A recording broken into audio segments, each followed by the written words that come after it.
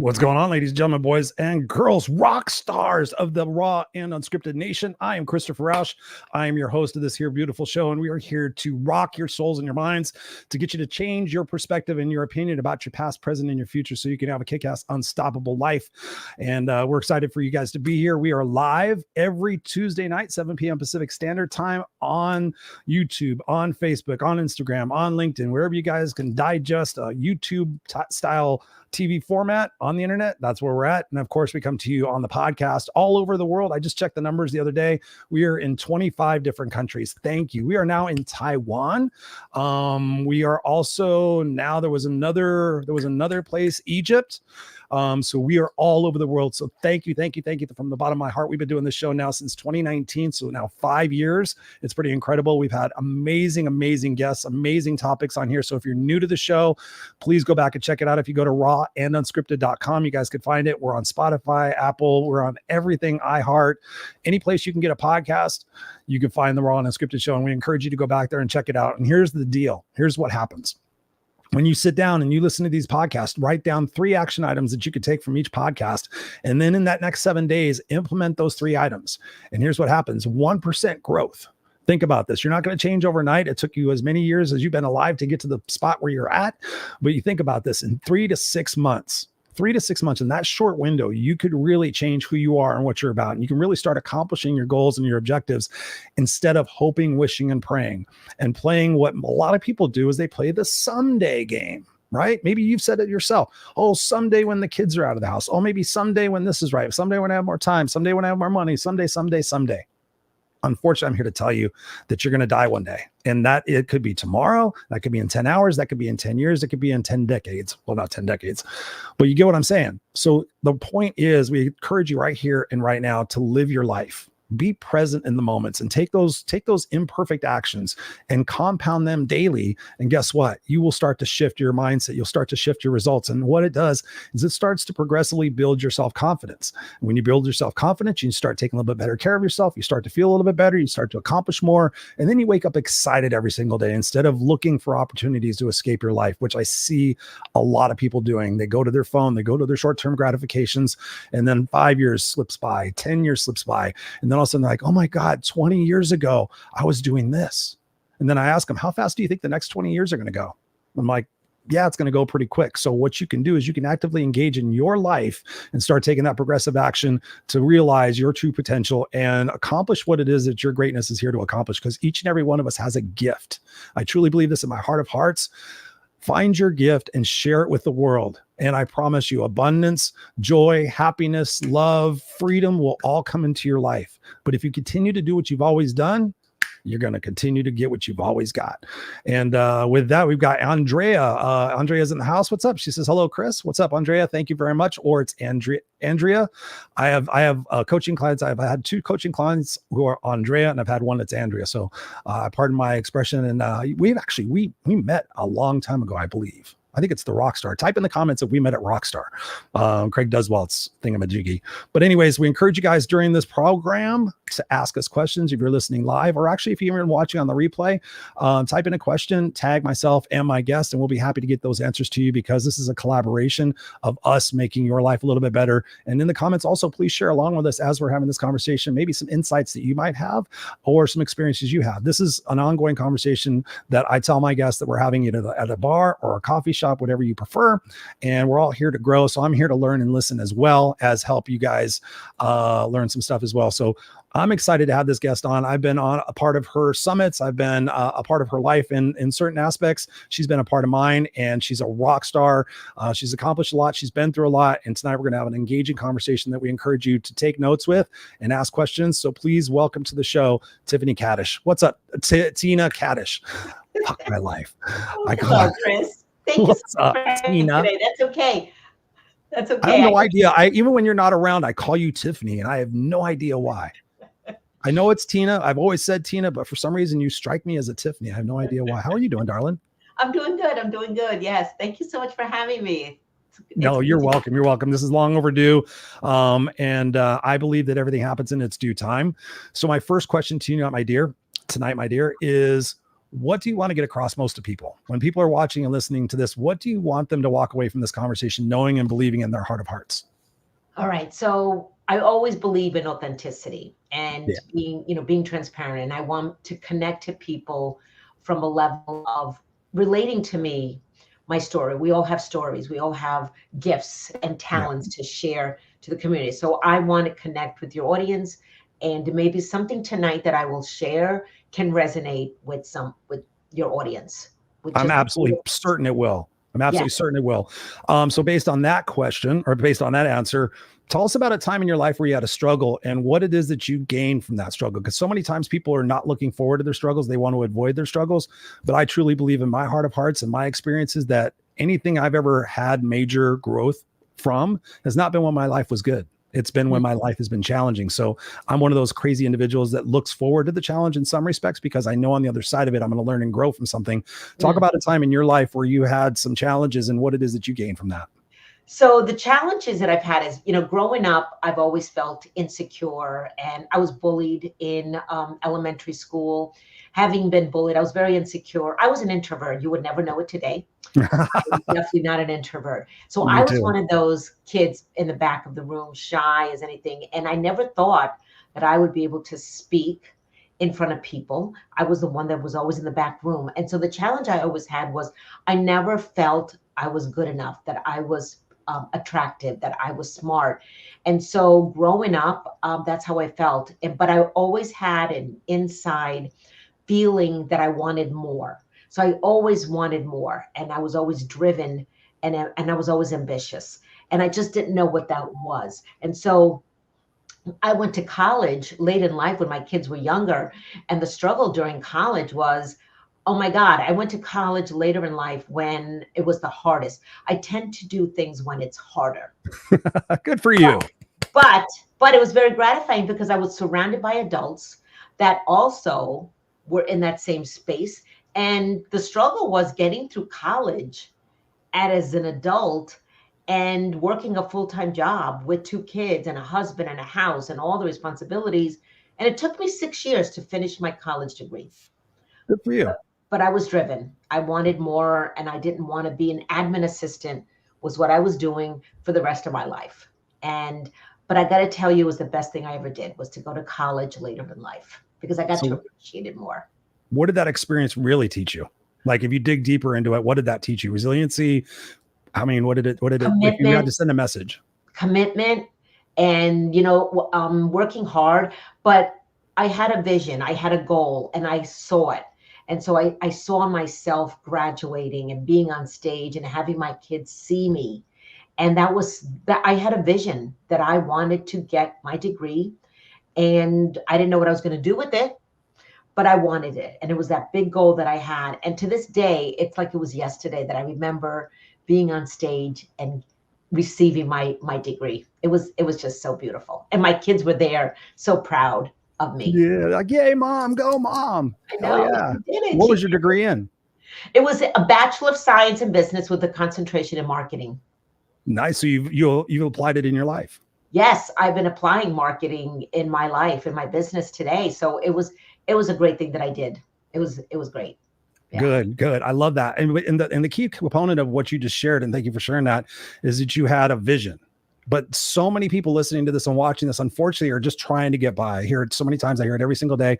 Chris, I'm just getting by. I'm just living day to day.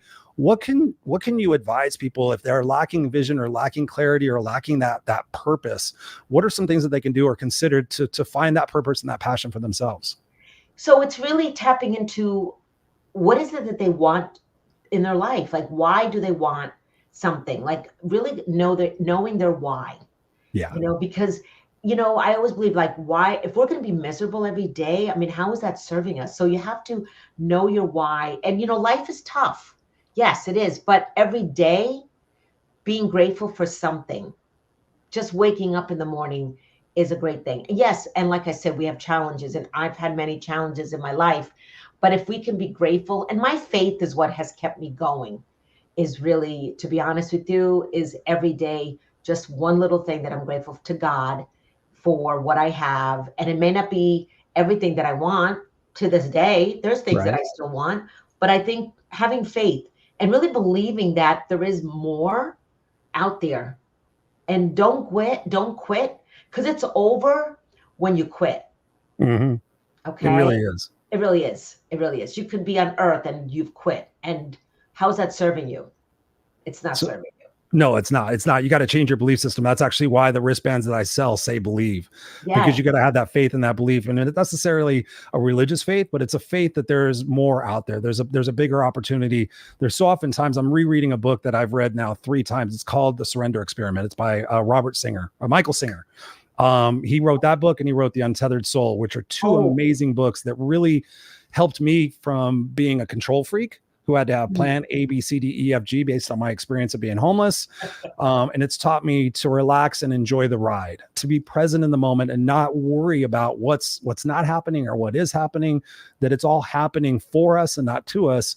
And this is the way I've theorized it in my mind, and I've helped my clients with so much, is the fact of what if you considered that everything that's happened in your life and everything that's happening in your life is preparing you for what's next. that's true. And so when I put that bow on it, I realized that maybe I'm not having the experience right now where I'm speaking to millions of people. Maybe my podcast isn't in 75 countries, it's in 27 countries.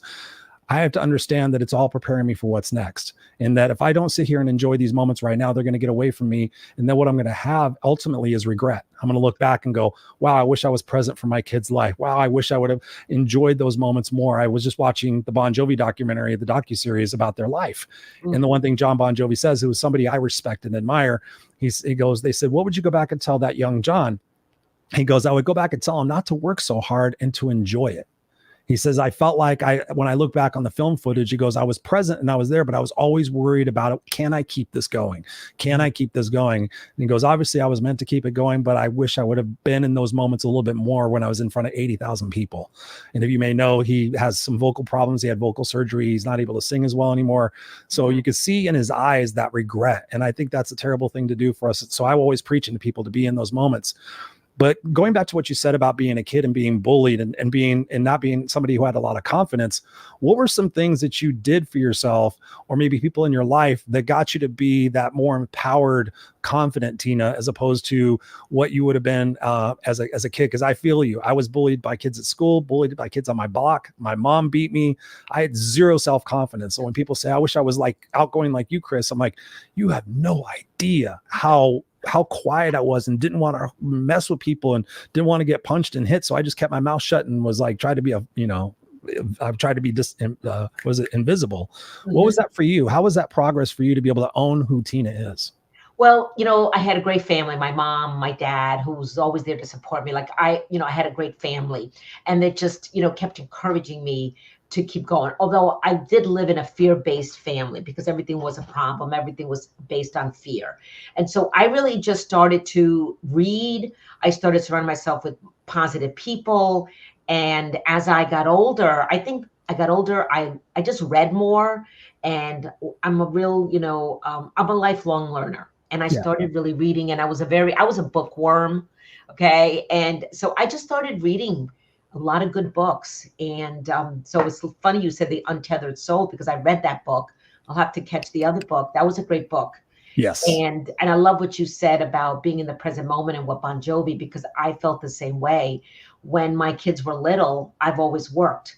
I've never been a stay-at-home mom. And I always just was stressed out about money and work. And then years later, my daughter passes away, and I regret that. I could have spent more time, but I was so focused on work, the money, and then what? Mm-hmm. And so, we're so always thinking of the future, but we're not in the present. And that's something I've had to work on, is being in the present moment and not worry about tomorrow, because I was a worry word, always stressing about money. That was my biggest thing. And then even today, I mean, there's times I have to work on that. Right. And how do you do that? Walk us through that process, because I think that's so pivotal. Because my coach told me back in 2019, she goes, fuck Chris. She goes, you are in survivor mode. And I'm like, I beg to differ, but I'm very successful and blah, blah, blah. And I gave all the evidence of how I'm successful. She goes, no. And that's what she illustrated to me. She goes, you have to have plan A, B, C, D, E, F, G. And she goes, you need to trust, you need to have that faith and that belief that it's going to show up. You have to believe in that abundance. And so it has taken me a lot of work. It's taken me, studying successful people. It's taken me, okay, how do successful people start their day? All those different things in my life. So what was that for you to be able to be present in the moment? Because I know one of the best pieces of advice I got from parents that before I became a parent was, Chris, your kid is only going to be 7 once. And so my intention that I set every single morning is to be present and playful with my son. And as I'm playing with him, if I find myself checking out, I'm like, Chris, what did you set the intention for this morning? And so that really pops me back into the moment. But what have been some tips and tricks that have helped for you do that too? Because I feel like we're very similar in that respect. It is setting intentions, because every day it's having a goal, focusing on, okay, what am I going to do today? What am I focusing on today? Writing it down. I do, a journal. I meditate as well. That morning routine, I read the Bible, I pray. That's what keeps me going. And it is that faith, that inner faith that I've had to work on, but I make it a practice now. And it's now a habit. And when we do it consistently every day, and there's days, like, I'll be honest with you, I don't meditate, but I do journal, I do pray. And just talking positive to myself. See, the negative self-talk just really prevents us. Like, I would call myself an idiot. Oh, you're so stupid, Tina. How can you do that? That is so dumb of you to do. No, practicing positive self-talk. It may not have gone well, but it will. And don't beat ourselves up, because we learn from what didn't go well. Yes. And like, I consider failures as a learning opportunity. I don't consider it that, I failed and, oh God, now what? And remember, I grew up in a family that everything is a problem. It's all fear. And I raised my kids. All right. Luckily, my son decided to be a rebel, and he's totally opposite of me. I mean, not opposite of me, but he has been the risk taker. He's the rebel. He, even to this day, he's a rebel, but he takes risks. And I'm like, wow, he takes a little bit after me. And my daughter was always that cautious, that conservative and cautious person, and fear, always stressed about money. But it's how I raised them. My ex-husband, we raised them that way because that's what I was conditioned. So I've had to really reprogram my mind and live differently. And luckily, my husband today, he's a positive person. He says, we're winning. We are winning every day. I'm a winner. And so I've had to really change my language. That is so important. And thank you for sharing that, because it really is about the programming that we put into our mind every single day. It's what we focus on. And I was just helping a client with this the other day. They were like, well, I keep focusing on this. And I said, well, stop doing that. Like the whole Bob Newhart thing. I just posted this the other day when he passed away, the whole stop it skit. Do you remember that? I don't. Bob Newhart, where like the lady comes into his office. I used to watch it. Yeah. She walks in the office. She goes, well, I keep doing this. He's like, stop it. She goes, but I keep doing this. He's like, stop it. And literally, we have to change what it is that we're focused on. Because if I tell people, for example, people that are watching and listening to this, think about this. Look around your room and look at everything that's red. Red. Okay, Chris, I got red. Okay, what was blue? Well, Chris, you were telling me to focus on what's red. I didn't see blue. The same thing happens in your life, guys. You sit there and you focus on lack, you focus on scarcity, you focus on what's wrong with the world, and you will certainly find more of that. And I've actually proven this to a point, even to myself most recently. I tend to be a little frustrated when I drive. I don't know what it is. I'm the nicest person in the world. I walk up and give strangers hugs. But when I get behind the wheel and people don't meet my expectations, I become an asshole. I'm like, God damn it, why can't you use your turn signal? And so I sat there and I thought, before I get in this car, let me find the people that are using their turn signal. Literally, this was a couple of months ago, because turn signals for me, I'm like, can't use your turn signal. It's that little lever on the left. I'm saying this out loud. I'm saying this out loud. And I sat there and said, let me watch the people who use their turn signal. Let me say thank you.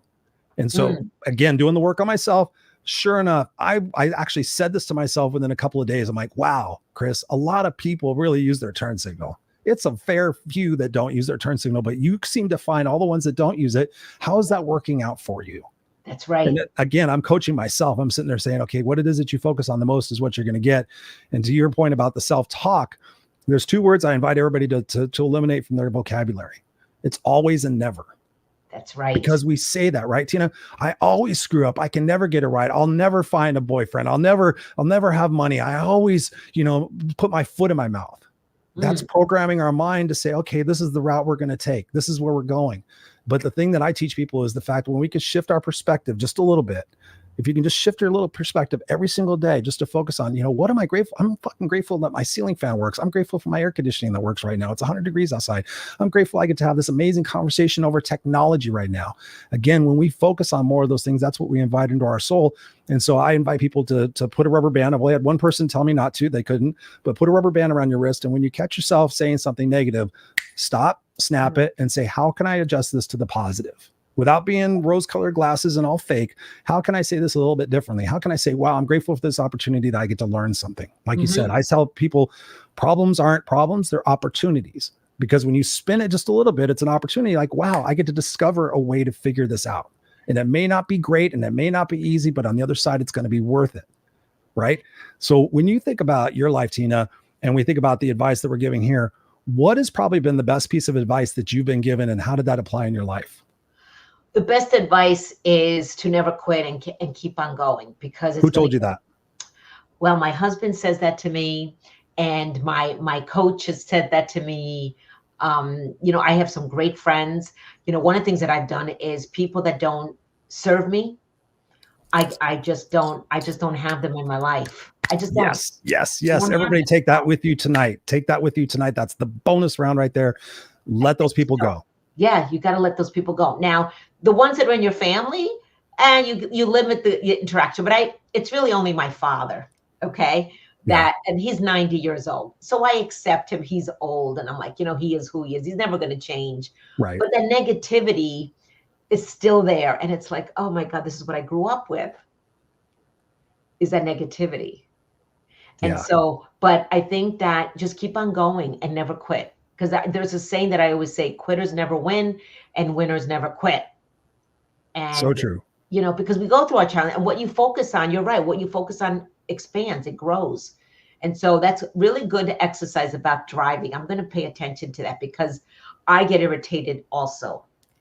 Yeah, it's been, I'm actually surprised and I'm happy that I stopped myself. The first thing that I do now before I get not all the time, again, I'm not perfect. People sit there and say, oh, Chris, you're so this and that. I'm like, no, I'm not. I'm a constant work in process, baby.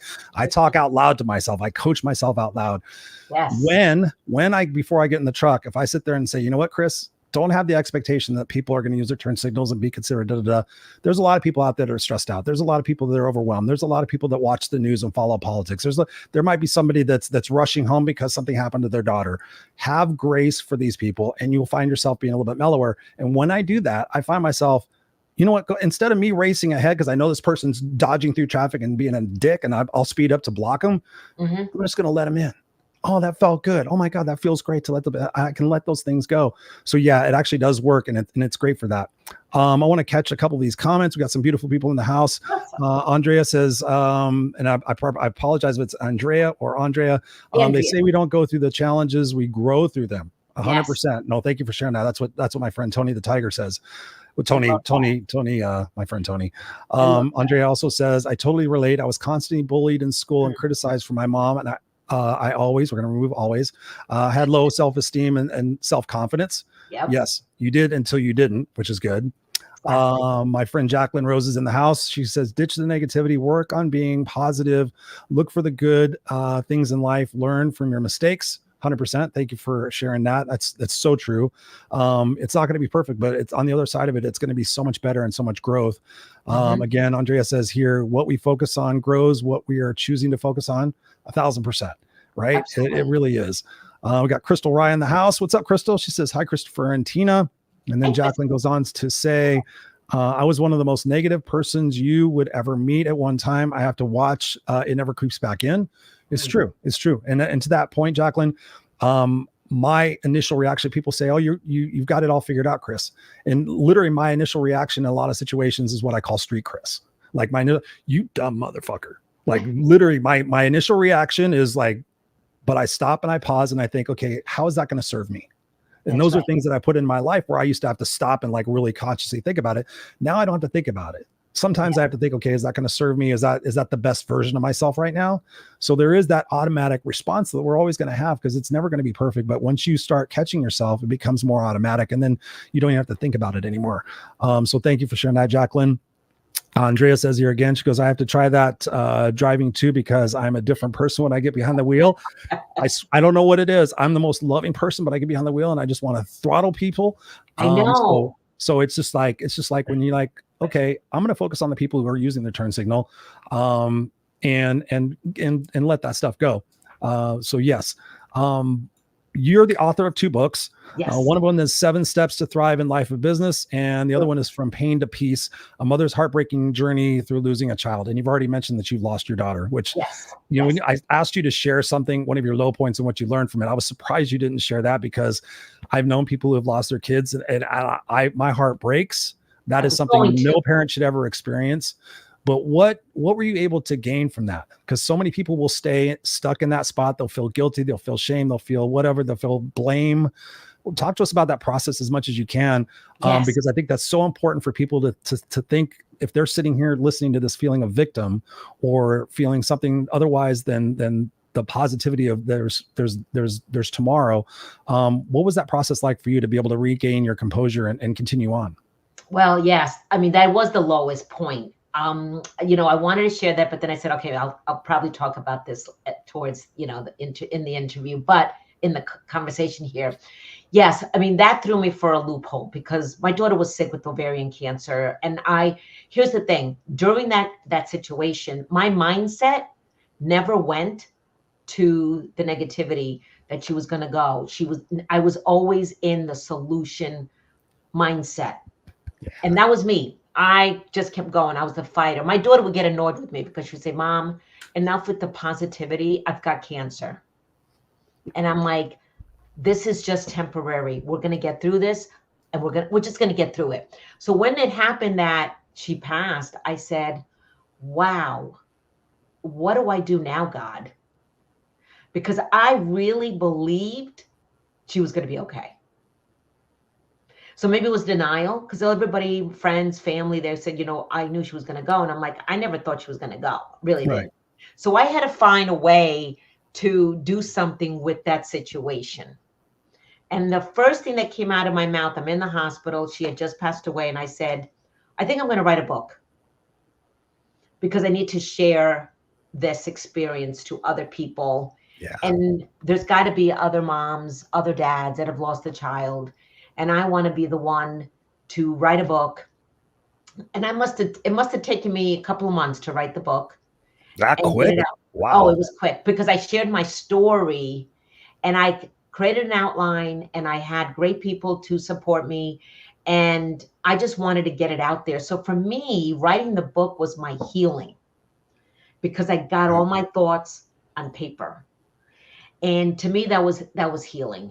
And 4 years later, don't get me wrong, it's still there. Grief never goes away. You will live with it. I'm a mom that lost a daughter. It's that simple. But it hasn't been as heavy as it was when it first happened. But my whole thought process is, what can I do with this? Because my goal, and I write it in the book, is about creating a legacy. Yeah. It's having a voice during challenging time, using your voice during challenging times. So for me, it's how can I help other moms? And it's funny, because not funny, but I've been attracting more moms that are losing a child. Wow. And it's not good, but it's what's happening. Like one of my girlfriends, she just lost her son a month ago to drug addiction at 24 years old. Wow. And her reaction, everybody reacts differently. She's in a different frame of mind than I was when my daughter passed. Now, 2 different types of passing away. Sure. But I said, wow. So my first thing is, what can I do to help her? Yeah. How can I be a resource to her, checking in with her, things like that. So for me, if I can help now other people that have gone through this, then that's really my legacy. So maybe, people have said to me, maybe, her life was over, but she planted a seed, and I am to continue her story. Amen. Couldn't agree more. I've seen so many people in those same situations, and I said, what if all of this happened again? What's happened and what's happening is preparing you for what's next.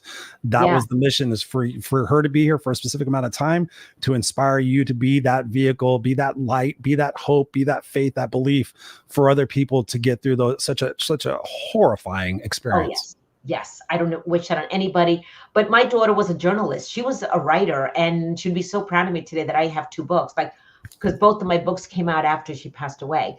And so she would never, like, she would be like, go mom, because you are actually an author. So to me, that was an accomplishment. And having my second book about her, to me, is continuing her story, because I want people to remember her, not forget about her. That's one of my purpose, is that I want everybody to remember her and honor her. Thank you so much for sharing that. I knew that from our previous conversations, and I was like, okay, do I broach that? That's why I opened that open-ended question, like, what was the lowest point of your life? Thinking if you would share that. But thank you for sharing that, because it just goes to show that all of us have what's called resiliency. We really do, no matter what we've been through.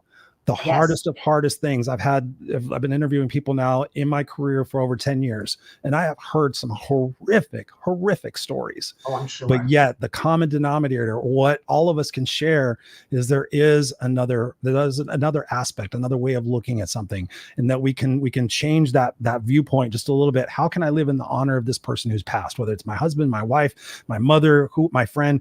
What little part of me can honor that person's spark and continue that legacy on? Even my mother and I were not on the best terms. I mean, we had a partnership, I call it. But I was there with her every step of the way through her cancer diagnosis. I held her hand as she passed away. She was not a very nice person, but I thank her for being the person that she was for me to become the person that I am. And that I had to experience those things with her in order to share my brilliance with the world. And so there's always something we can take from that. And we've talked about what my next question is. We've talked about this here and there, but I want to be direct about it. How does Tina set goals? Because we've talked about, accomplishing things, but when you're being very specific and intentional with something, what is it that you do to set a goal, and how do you go about accomplishing it? So, I mean, so I have goals that I want to achieve every week, every month, every quarter. So I write them down, and I actually create a plan, like month 1 and quarter, I'm going to do this. This is my goal for this month. And then my second, so I write it down, and I actually lay it out, map it out, what I'm going to do. And so it's going forward, like, okay, what am I doing in third quarter? Like, now we're in third quarter. July is almost over. Yep. And so I'm always going ahead thinking about what I want to achieve this year. So I write it down, and then to achieve them is really like having it in front of me, that I know what I want to achieve, and assessing that, checking in, doing a check-in, every month. Like, I review the month and say, okay, what did I accomplish this month? What I didn't accomplish? Why didn't I accomplish this? Why didn't I reach that income goal that I set out to do at the beginning of the month? Well, because maybe I didn't do the activity I was supposed to do. And why didn't I do the activity? So I keep asking myself, why didn't I do this? Why didn't I do that? What happened? Because a lot of times I think we're not consistent, but we're not motivated. But why are we not motivated to do something? So with every goal, there has to be a why behind the goal, not just setting a goal. Because we want to set a goal, but what is the why? So this is something that I even talked about in a webinar that I did with someone, is that why behind the goal is so important, because there's got to be a deeper reason on why. Like, why do you want to lose weight and lose 20 pounds? What's the why behind that? Not just 25 pounds to be healthier, but why? What will that do for you? What will you feel like? So that's the reason. And that's how I set goals, is really attaching a why behind that goal. That is so point on. You were reading my mind when you said the word deeper, because I'm like, go deeper on that, because I tell people, or I suggest to people, ask the why 5 times. Yes. So to your point, I want to lose weight. Okay. Why? Because I want to look better. Why? Because I want to attract a person. Why? Because I want to enjoy experiences with somebody else. Why? And keep going as you get deeper. That vision of what it is that you're doing, it becomes better and bigger, and it helps you have that discipline in those moments where you don't feel like it. That's one of the biggest excuses that I hear from people is, oh, I didn't feel like getting up and going to the gym. I didn't feel like eating right. I didn't feel like doing my thing. I didn't feel like checking in. The other aspect of what I love that you said about Tina is the fact that you check in and that you're holding yourself accountable to sit there and say, okay, what was the reason I didn't do the action? And again, going deeper on that. So you're well ahead of so many people out there, because so often one of the things that I suggest to people is when they're setting the goal is the first thing to identify is what are the potential obstacles. Yes. So oftentimes we're like, oh my God, I'm going to do this. I'm going to do this. I'm okay. What are the 5 obstacles? What are the 5 obstacles in this? And what are the plans for you to, if that said obstacle comes up, what is your plan to overcome that obstacle? Oh, I might, one of my obstacles could be going out to dinner with friends. Okay, so what am I going to do in those situations? One of the biggest things that I've had people that I've coached in those situations is you call ahead to the restaurant. Hey, by the way, is there going to be any challenges or difficulties if I just order plain chicken with vegetables with a party of 5 that I'm going to be with? No. Okay, great. Okay, we're going to be there in about 20 minutes. Here's what I'm going to do. So we load that situation up so it's not stressing us out like, oh my God, I'm going to be the one person, everybody's going to be enjoying blah, blah, blah. And I'm going to be that one person. It's like, nope. Hey, by the way, I'm going to order plain chicken with vegetables. We've already got it planned in our brain. And that way it's not stressing us out. What are some key things that people perhaps forget when they're setting goals? What they forget is really not, again, attaching that why, why they're doing the goal. It's not motivating them enough. It's really, they're just setting a goal for the heck of it, but it's not motivating them. It's not important enough to them, And so like when I wanted to quit my corporate job, why? It was freedom. What did freedom do for me? Well, freedom was that I would be able to spend more time. I could do what I love to do. I wasn't going to be told what to do by a boss. I could be the CEO of my life. I could be in the driver's seat. What would that give me? That would give me peace of mind. That would give me happiness. Okay. Is it easy to be an entrepreneur? Heck no. No. But I got to tell you, it's a lot more gratifying from within for me because it's that freedom, because the why is the freedom. And that's why I wrote my book about freedom, because it is so important to me. So I think I answered your question. I might have gone on another direction. No, you're good. You're good. The other thing I want to touch upon that you're talking about is the why. What recommendation do you have for people that don't know what that real big why is? Right. And here I'll share with you what I do. As I think about in terms of if I died tomorrow, who would show up and what would they say? It was a defining moment in my life. I was very successful. I made lots of money. I was in a career that was very profitable and good for my ego and all these different things. I was speaking and coaching. I was doing all sorts of things. But when I sat there and I thought about that, I was at a funeral and I thought, if I died tomorrow, who would show up and what would they say? It really caught me off guard. And I thought 10 or 15 people will show up. And they'll talk about all the stupid shit I did. They'll bring Bon Jovi and Motley Crue records. They'll bring Jack Daniels and Miller Genuine Draft. And they will talk about all the stupid shit Chris did. Oh, remember that time he got drunk and did that. Remember that time he did that. Remember that time he did that. And then they would say at the very last minute, oh yeah, he was a 7th grade homeless dropout who wrote a book and changed the world.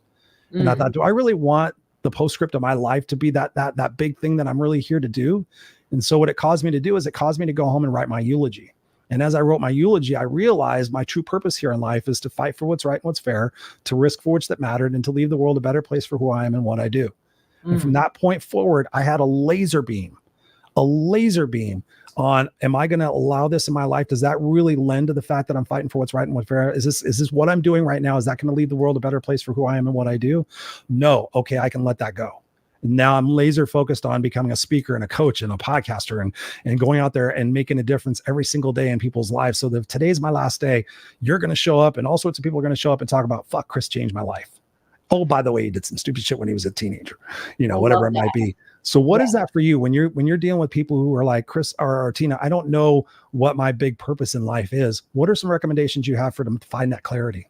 So I help them identify their why through an exercise that I do with them. But what I ask them is that, okay, think about a day that you'd be happy, like an experience that you want. Like, what do you desire? What makes you happy? And what is it that you want to create in your life? Like, it gets back to creating a vision. Where do you see yourself going? What are your desires? What makes you happy? Like, what excites you every day? So if you had to describe a great day, what would that look like? Yeah. If you could do whatever you wanted to do, money was no object. What do you want to do? And write it out. Like, really just write it on paper. and be as descriptive as you can, really using a lot of adjectives and really getting really clear, and keep writing and writing on what that will look. So, and, really knowing yourself, like, what are you good at? What are your strengths? What are your values Right. that That's you want? key. Values. Yeah. What are your values? Like, my values are integrity. Okay. One of my values is integrity, freedom, loyalty, communication, legacy. I want to create a legacy. This is why, my 2 books is really, I mean, to be honest with you, the first book I wrote was because I wanted to be a paid speaker. And I was tasked. I was on a cruise ship with other speakers, and everybody was an author except me. And the woman who organized this trip, she said, well, if you want to speak on, my next ship next year, you have to be an author. And I'm like, oh God, an author, really? I did not know what I would write about. I had no clue. And it came to me. I said, freedom came to me for some reason. And I'm Right. like, and then I said, okay, what does freedom mean to me? It's great. And I had help with, I worked with the writer, and we got our thoughts down, because I do not like to write. But it took me 3 years to actually launch my book, because I just couldn't decide on a book cover, to be honest with you. My daughter passes away, and, I said, I want to be a speaker. I want to get out there on stage. And the publisher, he's in my network, and he said, do you have a book? I said, as a matter of fact, I do. It's been 3 years in a folder, and I'm just looking for a book cover. And he said, I'll get it published for you. So within a couple months, it was published because I had already written it. And so, but freedom is what was so important to me. And that's what I wrote my first book about, why freedom was important to me. And then my second book, of course, came from my story with my daughter. So that was easier. Yeah. That came a lot faster. That came out a lot faster, and it was amazing. And I already had the book cover in my mind before writing it. It was just So you had that vision of clarity. I had that vision of clarity. The end result, like you had the end result in your mind. And that's so important when we set goals, is to really know where we're going to end up. Because if you know where you're going to end up, like the legacy, the same thing applies. And whatever you guys are doing out there, think about where you're going to end up, because then you start working backwards from that. Okay. So I have the book in my hand. What was the thing I had to do prior to that? What was the thing I had to do prior to that? You start writing those things down. Like you so eloquently said, that's so important to write those things down on paper, ladies and gentlemen. Don't have them in your brain or on a computer. Have them written down, put Post-it notes in front of you, so that you know that every single day, you said it before, consistency, that consistency of every single day. What's one thing I can do today to chip away at that goal, so that maybe not overnight, but in the next 365 days, the next 600 days, that I'm ultimately going to achieve that end result that I see so clearly in my mind. Absolutely. Having that end in mind is so important, and not controlling the outcome. That's another thing. You talked about earlier being a control. I was a control freak too. And don't attach yourself to the outcome. You have to detach yourself from the outcome and believe that it's going to work out. You may not know the how, okay? But if you have that faith, it goes back to that faith, that belief in yourself that it's going to work out, then it's going to work out. And again, it's what you focus on. If I'm going to focus on, I'm not going to make money, then guess what? You're not going to make money. Because you keep focusing on it. So it's amazing when I'm in that abundance, and you got to believe in it too, because you can't say, for example, I'm a millionaire. You got to believe, right? I can't say I'm a millionaire if I really don't believe I'm a millionaire. Right. So to say the words, I'm a millionaire, you got to believe it. You got to really believe it. And if you don't believe it, something that I've changed in my language is, I am on my way to becoming a millionaire. Yes. Yes. And the other word that we can use is yet. So many times people say, I'm not this, I'm not this. And I tell them, just add that. We were talking about words to eliminate from your vocabulary. Add the word yet. I am not at my goal weight yet. I have not found the perfect person yet. I have not made $1 million yet. That gives yourself and your mind that probability that it can still happen, and it will still happen. Because here's the thing, when we visualize, I mean, this is a question for everybody watching and listening to this. Have you had a bad dream? Have you had a bad dream, Tina? Yes, I have. What has happened? When you have a bad dream, what happens immediately? Well, I've woken up, but immediately I wake up. And how do you feel when you wake up? Like worried, scared. Depends on the dream. that I've had, but you're worried. You're worried. Your body physically feels it. I mean, you Yes. sit there and you go through the emotional situation. Tend to have dreams about falling or being chased. And I wake up and my heart's racing. I'm sweating and I'm like, holy shit, what was that all about? And I feel Yes. as though I actually experienced that when I was laying perfectly still in my bed. And this is the thing for you guys to take from this conversation is when you visualize in your mind over and over and over again, you're seeding, like Jock just said, my brother Jock, he says, you're planting seeds, becoming gardeners. You're planting that seed in your brain to sit there and visualize. This is what I do every day. And you could tell me how you start your day, but it's so important when you visualize, your body doesn't know the difference between real reality and perceived reality. That's So right. you can sit there and focus on those things and talk negatively to yourself, or you can instead change that up and sit there and say, I'm going to spend a few minutes every single day visualizing myself on that boat. I'm going to visualize myself on that stage in front of thousands of people speaking. I'm going to do these things and I'm going to sit there and write that into my DNA so that when it happens, I can sit there and say, oh my God, this feels like deja vu. I actually feel like this has done it. And so that's how I start my day. I start my day when I first wake up, before my eyes even open. I say what I'm grateful for.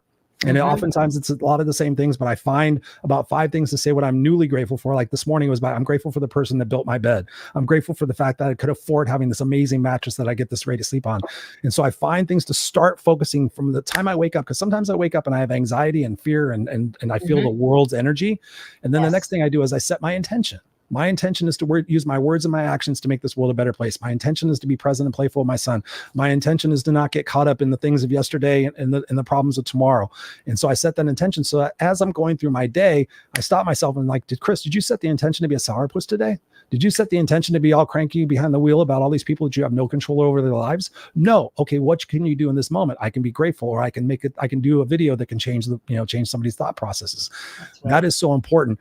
So tell us what is a current goal that you're working on, and let's talk about that process. So what's like your big goal that you have to work on? My big goal right now is to getting my book edited and published. So that's my big thing, and I'm chipping away at it every day. What's a big goal that you got going on in your life? So my big goal is to be a professional paid speaker. And I see myself on stage like a Tony Robbins with a lot of people there and sharing, and that people want to hear more of my story. It's not the Tina Kadish on stage. It's when I speak, they can resonate with me. They can relate. So I want to be able to relate to them. I want to really connect with the audience, and that they'll say, wow, that's Tina. She's speaking to me right now. And so that, when you said earlier about writing your eulogy, I thought about that. I'm like, you know what? I really want to write my eulogy, because it'll be interesting how people would speak of me, and will they be proud, and how many people will show up. And I'm envisioning a lot of people going to show up. Yeah. Okay. And they will say, you can hear them applauding. You could see them out there going, yeah, Tina. Yeah. Tina made a difference in my life. Tina was there. Tina was inspirational. Tina motivated. Tina helped me to decide to leave that 9-to-5 and help me to start a business. Tina helped me to, be able to deal with my grief. Like, I want people to really relate to my story and say that I made a difference for them, that I created an impact for them. And that's what I would like them to walk away with when I'm on stage. I love that. I love that. It's all about the impact. So let me ask you the question you were asking before. Why is that so important to you? It's to make a difference to other people. It's to making that impact. It really is to make a change. It's to change someone's thoughts, and that they can live better, and they could be happier, more productive, have peace of mind, have less stress, just having their mindset different. It really isn't that they believe in themselves and that they're going to live a life on purpose and not be miserable every day. And, life has a lot of problems. We do. There's problems, and that's reality. But it's There are opportunities now. There are opportunities, yes, because it's how we react to them. It really is. Okay, we see something there. It's an opportunity. It's a challenge. Okay. One thing that I've started to say when I see something, I'll say, that's interesting. Yeah. I've started to say that. And it puts my whole body language in a different place. Like, that's interesting. Very interesting what's happening right now. Mm-hmm. And then I just believe that things are going to get better. And because, I have faith, I just think that this world is just going to be better. And we got to go through the valleys, and then we're going to come out of it, and it's going to get better. It is. and it's not that everything's peachy and everything's like, I'm not sugarcoating things. I mean, I'm also a realist. I will say, okay, this is the reality right now. When my daughter was passing away, this was the reality of the situation. I wasn't sugarcoating it. This was it. However, I was in a solution mindset. I didn't Yes. jump off a bridge, although I did think of jumping off a bridge because I couldn't deal with it. But I said, no, I got to deal with this. I have to deal with this. And, and when she passed, I just said, I could either decide, because it begins with decision, to take the better road or the bitter road. Because I could be bitter and angry all my life, but anger will eat at you. And you will get sick, make yourself sick because of that, because that's an emotion. And I've had to deal with anger. I've had to, because I have been angry many times over the loss. It's part of the process. It's how we deal with it, how we react to it, and what are we doing every day? That's why the journaling, the meditating, the breathing. There are days that I will just sit on a chair and just breathe. Yep. It's so important. That deep breath work. I mean, to be able to get that oxygen in your system, super powerful. I mean, if people don't know it, the 4-4-4 breathing, I call it box breathing. 4 seconds in, hold for 4 seconds, 4 seconds out, hold for 4 seconds. You do that 4 times and your state will start to immediately change and become more relaxed. And as you're doing that, if you're finding gratitude for what is going on in your life, it's pretty incredible what it is you can accomplish. And the one thing I want to caution you on is earlier you said, I want to write my legacy. So I'm going to hold you accountable right now. Instead of I want to write my legacy, I will write my legacy. So here in front of God and everybody else, when is Tina going to write her legacy? And I'm connected with you on social media, and we're going to be giving your website here in a minute. So when is Tina going to publish her legacy, your eulogy for the public to see? Okay, so what you're saying is you want me to write my eulogy for everybody to see it? Sure, why not? Okay, I published mine. I have no problem. I'll publish it. I'll publish it again tonight or tomorrow, and I'll tag you in it. Okay, tag me, please. Yes, I would love to read it. I will write it. Let's see, we are July 23 today. Yep. All right. By the end of September, I will write my eulogy. Okay, and I'll put it down. End of September. Okay. And where can people get a hold of you? I'm going to capture some of these comments in a second, but where can people learn more about what you provide? Because you're a coach also. Yes. And I really believe through this conversation, we have coached so many people listening and watching this on what they can do to change their mindset, change their perspective, accomplish things. So where can people get a hold of you, learn more about Tina, and connect? So my website, fromjobtojoy.com, of course. I'm on LinkedIn, Tina Kadish. I'm on Facebook, Tina Kadish as well. And, T Kadish Coach at Gmail is my email. And I offer a 30-minute complimentary call if anybody wants to connect with me and chat. And they tell, a typical person will come to me and say, Tina, I'm just sick and tired of my job. I don't know what I want to do. I want something more. I want something better. I'm stuck right now. And that's where we begin. I love that. Be ready. They're ready. They're sick and tired of being sick and tired. It's so true. And how do you spell your last name for people who are listening on the podcast all over the world? Yes. Okay. Kadish, Kadish. Awesome. You are amazing. This has been such a riveting conversation, and I have so much faith that this has provided inspiration for people watching and listening to this. I'm inspired by it because I feel the energy between us and the fact that we're both people who have experienced some pretty dramatic things in our life. And both of us are sitting here with smiles on our face, serving the greater population, serving the world, knowing what our bigger mission is. And that's really, it is about that why. And I think we've nailed it so many different times throughout this conversation. I appreciate you so much. I'm going to put you backstage for a second. I'm going to end out the show, but then I want to talk to you afterwards. So don't go anywhere, my dear. Thank you. There we have it, boys and girls, you rock stars. I want to grab a couple of these comments and then I want to recap what it is that we talked about. Let's see. Jacqueline says here, you can never be positive living in a negative life. 100%. My friend and my mentor, Jock, says planting seeds, becoming gardeners. It's so true. It's planting seeds and then going back and watering them. Jock also says here, for me, true freedom is in the mind alone. It really is. Your mind is the most powerful tool that you have. Corroborating what I said before, visualization is in the seeds of creation. It really truly is. I mean, your mind doesn't know the difference between real reality and perceived reality. So instead of wasting that time focusing on shit that you cannot control, how about focusing on the stuff you can control? How about having a vision of what tomorrow could be like? Imagine yourself smiling as you're experiencing challenges and going, hey, you know what? I'm actually grateful for this, because through this opportunity, not a problem, through this opportunity, I get to become stronger. And rather than run from this challenge and this opportunity, I'm going to run towards it, because either way, it's going to be there. And the sooner I address it and the sooner I deal with it, guess what? I'm going to get through it. And then I'm going to realize some lessons from that.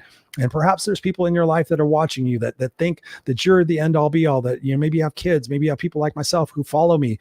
I know that through my experiences, as I share my vulnerabilities out there, I know you guys get value out of that. I know that you guys can sit there and say, wow, Chris is going through a tough time right now, and here's how he's processing. Here's the things that he's doing in order to get on the other side of it. It's so important, because when you have that belief and that faith that you are put here to experience the things that you're experiencing, then it takes some of that pressure off yourself. And then you can actually enjoy and look forward to sitting there saying, what a bad motherfucker I'm becoming. I'm becoming a goddamn rock star through these challenges. And I'm not going to run from shit anymore. And I'm not going to allow the people in my life that are toxic to sit there and control and drive my future based on their idiosyncrasies and anything else that they got going on in their life. I'm going to wish those people well. And I'm going to get the right people in my life, the team of people in my life that I trusted, that empower me, that hold me accountable, that mentor me, the people that can really drive that idea home. I want to capture what Andrea says here. She goes, I love that eulogy idea. Wow. It really is. It's truly mind bending. I've given that exercises to so many of my coaching clients over the years, and they have come back to me and said, that's one of the greatest gifts that I could ever have given them, is that gift of being able to see, okay, why am I here? What are people going to say about me when I pass away? And ever since I've developed that perception and that perspective and that vision that I'm going to make a difference in people's lives, I have no doubt, zero doubt. God, don't strike me down. I have zero doubt that when I pass away, my family is going to get an outpouring of people coming back and saying, oh my God, Christopher Rausch changed my life. His podcast, his speaking, his coaching, his books, whatever it might be. I know my social media posts that I've been doing. I have over almost 1,000 YouTube videos. Somehow, some way, I've impacted millions of people in this world when I got clear on my vision. So take that to heart. And I want you to write your eulogy, Andrea. Jock says here, grief and anger are one and the same. It all is part of this journey. One thing to do is realize no one will heal you from grief. It is a journey that needs to be integrated. 1,000%. And you need the right people in your life, ladies and gentlemen. I'm not here just spewing that. I have Jock in my life. I have my Sally in my life. I have Walt in my life. I have so many amazing people who hold me accountable, hold me to a higher standard, challenge me to change things that aren't working for me. Andrea says here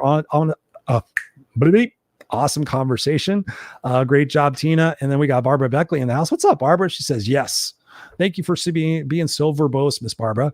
I appreciate each and every one of you guys for being here. If this has inspired you in any way, shape, or form, I have a group coaching program that is amazing. It's phenomenal. We have a monthly Zoom call. We have a private Facebook group page. It is extraordinarily affordable. And if you're interested in taking your success to the next level, reach out to me. I'll give you a complimentary coaching session. We'll have a conversation like this, and then we can get you in there and start taking that progressive action to be the person that you deserve to be, to find your self-worth, to find your clarity, to ditch your excuses, to become a rock star and really achieve all it is that you have in your life, because you are meant for greatness, ladies and gentlemen. You are meant for greatness.